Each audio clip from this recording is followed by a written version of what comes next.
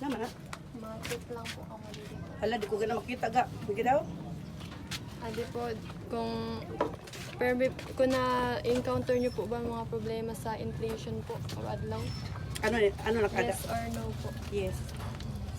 Ano po pong pangalan nyo po? Maricel Daya. Maricel. May permangan yan aga. Wala po. Paborito mo din.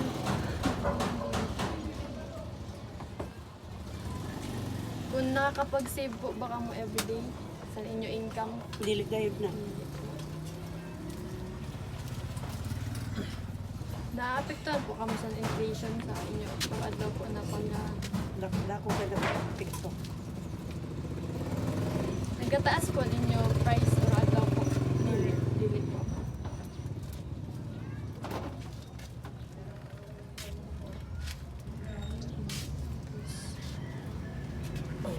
May, sa kita nyo po may negative impact po ang inflation sa inyong business or wala po. Ako dako talaga.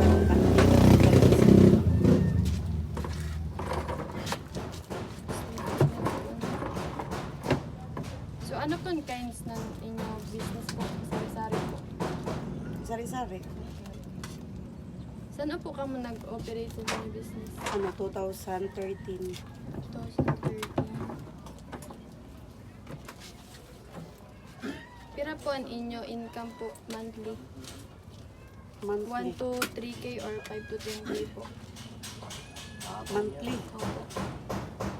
Nakabot po. Nasubra ka na.